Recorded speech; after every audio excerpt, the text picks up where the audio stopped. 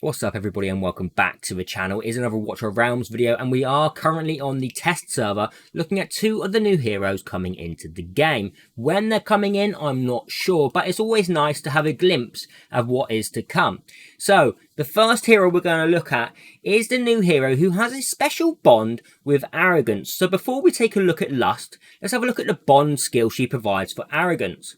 So Capricus Love, obtain Hero Lust to unlock the following bonus effect. Increases attack by 15% during the effect of Hellfire. So he's going to have a 15% attack increase when he's in his ultimate mode. Which is, 15% attack will take that all day long. That's going to make him dealing much more damage. So that's a nice bond there with Arrogance and Lust. Now, be prepared because what you're about to see is a little bit extreme and a bit on the kinky side.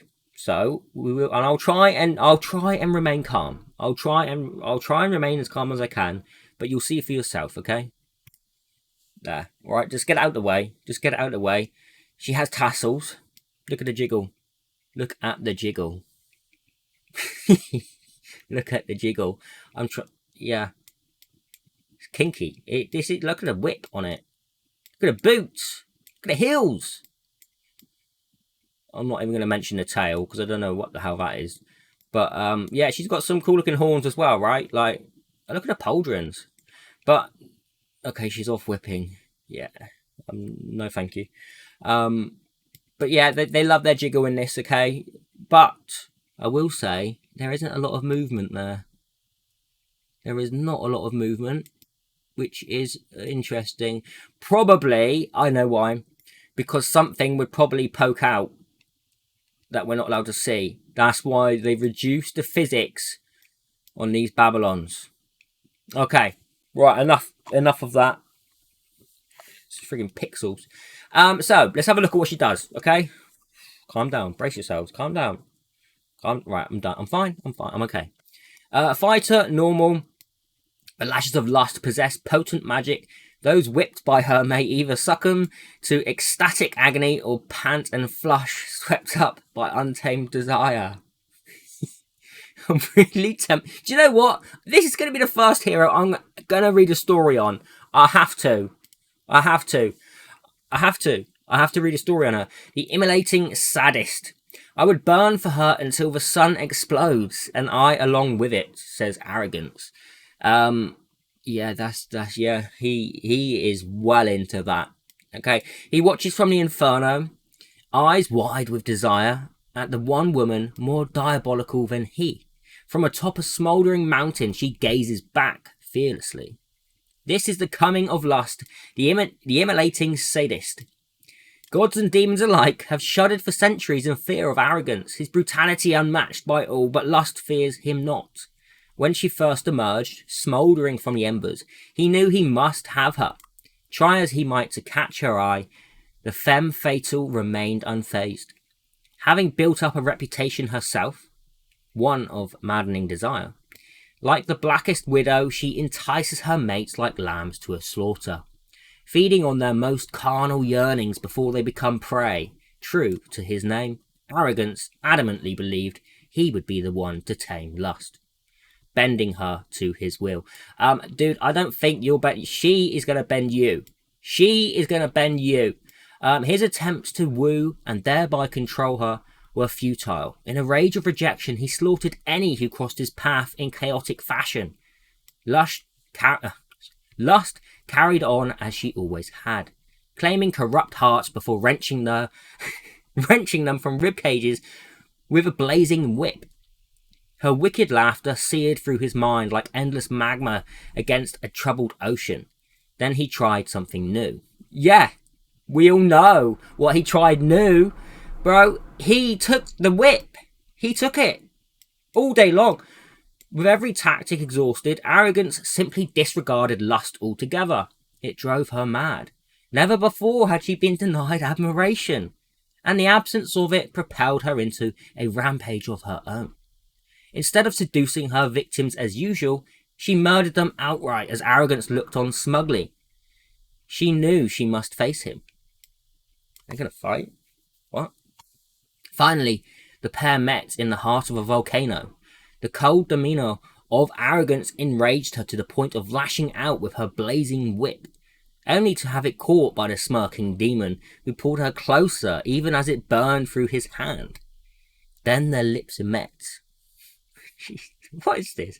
In an infernal embrace, the two acted out their desires amidst the drifting brimstone which fell around them like charcoal snowflakes. This is sounding... yeah, okay. When Arrogance awoke the following day, his haze of stimulation promptly turned to outrage when he realised that not only was he alone, but had been chained to the volcano's stone walls. Lust laughter echoed from above as he struggled to free himself, doing so seconds before he was consumed by the rising molten core. Looking up, he was filled once more with... This is a tough word for me. Exasperating desire. It wasn't tough. He was the first to ever lay with her and live, but would she ever truly belong to him? As her face disappeared from the smoke with a coy smile, he knew he would never relent. Oh, he is hurt. B. He is whipped. He is whipped. Alright, that's the first time I've done a story on this game, and in fact, any of you who have watched any of my content in the past, I have never read lore. I don't read lore, and I actually quite thoroughly enjoy reading that. So if you want me to start adding the story into hero showcases, etc., then let me know, okay? Let me know in the comments below. Alright, let's have a look at what she actually does now. We've got past all the lore, we've got, you know, she's one mean machine. So, she has a huge attack range, but does this... No, it stays the same. Okay, what's her base attack like? 4409. Not the biggest, but we'll see what she does. Talent. For every 2 ultimates activated by faction allies of the Nightmare Council, including the hero will trigger Sinful Lash. 400% damage to a random enemy in range. This is nice. So every 2 ultimates activated in Nightmare. Who's like... really fast at activating ultimates, and I mean, obviously she's going to pair nicely with Arrogance as well. Basic continuous physical attack randomly attacks enemies in range 2 times, each dealing 80% damage, which builds up to 100% if it's upgraded, with a 15% chance to attack allies instead. If the target is an ally, deals damage equal to 5% of the target's current health. Wait, 15%? I don't like the sound of that. I mean, it is a low percent chance. I bet you an Awaken is going to take away that possibility of hitting an ally. But like we said, we read her lore. She does like to, you know, she does like that. Okay, she does like it. Punishing Pace, her ultimate. During the ultimate, deals 20% more damage, and each basic attack lands 4 lashes in a row, lasting for 15 seconds. Damage increases up to 30%. Effect duration is 20 seconds. Skill cost will be 800. It's actually not an expensive one, and it is manual as well, unlike Arrogance, who is automatic. But, so 100% damage, and then you'll do an extra 30% damage on top 4 times. That's a nasty. But I'm worried about hitting my allies. I'm worried about hitting the allies. Okay. Ecstasy, passive. Every time Sinful Lash is triggered, increases attack speed by 30, stacking up to 3 times.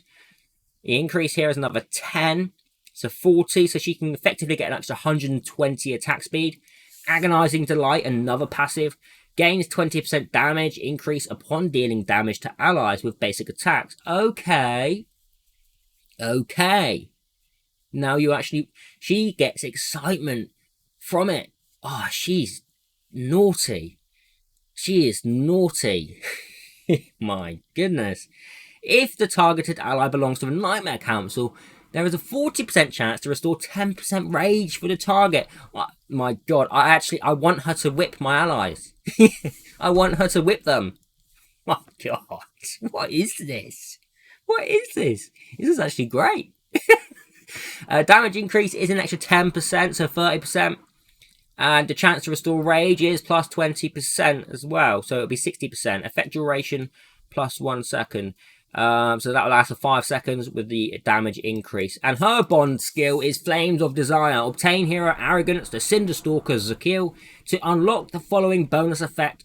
During the ultimate, deals 20% extra damage. All damage dealt to enemies inflicts burning. So she'll be dealing extra damage, okay, itself, but she will also get burning as well. And burning doesn't do a huge amount in this game, okay, but it deals 20% magic damage per second. Burning effects from different sources can coexist. So an extra 20% magic damage every second there, but also dealing an extra 20% inside of her ultimate, which, you know, that's nice. And obviously she's going to be hitting 4 lashes, okay? Attack speed is going to be big for her. Large attack, crit rate, crit damage. I can see her being right. Let's have a look at her Awakens. Awaken 1. Sinful Lash inflicts defense reduction. How much? 20% for 5 seconds. That's nice. Awaken 2. Attack plus 300. Awaken 3. Upon reaching full ecstasy. Really? Stacks gain an additional 20% attack speed. Awaken 4, penetration plus 8%. I can't even say the word penetration while looking at her. Awaken 5, enhanced. During the ultimate, basic attack lands 6 lashes in a row instead. Oh my god. That's a huge change. Wow. Wow. They are pushing for this hero. You want to have it a 5. My goodness. Okay, so she looks nuts, okay? And I don't just mean because of the tassels, I mean her skill base as well. So she looks great, she has great lore, and also the tassels are cool, okay? But her skills are very, very good. Right, there is one other new hero we're going to talk about quickly. Inside of the cursed cult, we have a witch doctor, Artemis, the Sanguini surgeon. What does he do? Renowned for his formidable blood healing technique, the Sanguini surgeon is a constant presence amidst the fallen. His vital serum wields a dual power, inflicting anti-healing on foes while bestowing recovery upon allies. Does this increase more? It does. Okay, so an extra further range. Also, he has a very high base attack for a healer, which is nice because his healing is based off of attack. So that's good to see as well. Talent, healing allies, applied with blood craving, restores 2% rage. Let's have a look at his base. I'm not going to read his story. He doesn't entice me as much as the previous one did. But if people do say they want me to start reading stories, I will do it. Is it long? Is the wording long? Oh my god, my mind has been corrupted. What have you done to me, Lost? Okay, basic. Single target heal. Grants attack-based healing to one ally in range. A healing multiplier does go up by 20%. His ultimate, Crimson Reaper.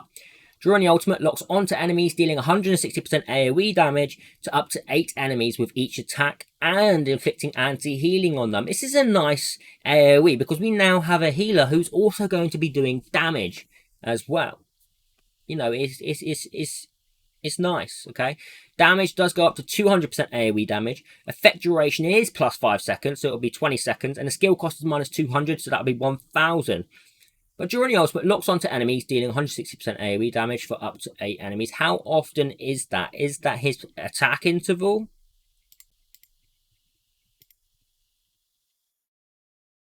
I would assume so. Passive, revitalizing shots. During the ultimate, heals up to 3 allies around the target with 100% healing multiplier upon hit. Okay, so also, that's nice. We're going to be dealing damage, but at the same time, on the hit, we're going to be healing 3 allies around the target we're hitting with 100% healing multiplier upon hit. Basic attack prioritizes enemy targets during the ultimate, unless there are only allies in range. Okay. I like the sound of this so far. He's sounding super good. Sanguini Tonic, his auto, periodically locks onto allies, excluding the hero, and throws Sanguini Tonic on them. When hitting a target, applies blood craving to nearby allies and heals them with 120% healing multiplier. What the hell is blood craving? Increases the healing received from Artemis's basic attack by 30%. This is cool. This is cool. Healing multiplier plus 60% and cooldown is minus 10, so it'll be at 20 seconds. So they're going to get the extra healing, which won't only benefit just him. Like just his healing, it'll benefit other healers as well. No, it's just him. My bad. It's just his healing. He looks pretty good. I'm not gonna lie. I like the fact that he can do the AoE damage as well, and we will be building him on attack, right? So he's gonna deal damage. Not a huge amount, but that is a considerable amount still. And he'll be healing your allies around that target he's hitting. And you'll get anti-healing on them, which lasts for 3 seconds.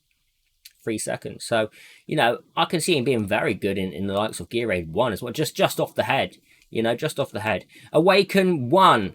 During the ultimate, increases crit rate by 50%. That's a huge crit rate boost.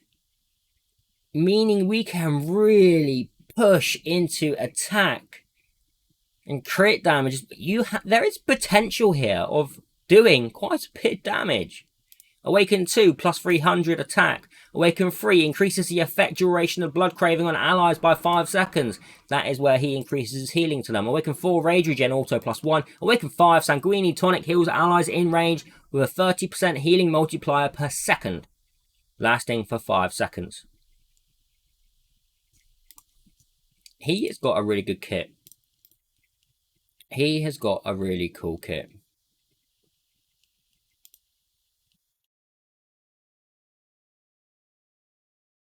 I like this. I like him. 2 great new heroes coming into the game. 2 great new heroes coming into the game. Super interesting. His design so cool as well. Let me know your thoughts on this. Don't forget to like, subscribe, and comment below to help this channel grow. And I'll see all of you in the next video. Have a fantastic day, evening, wherever you are. Goodbye.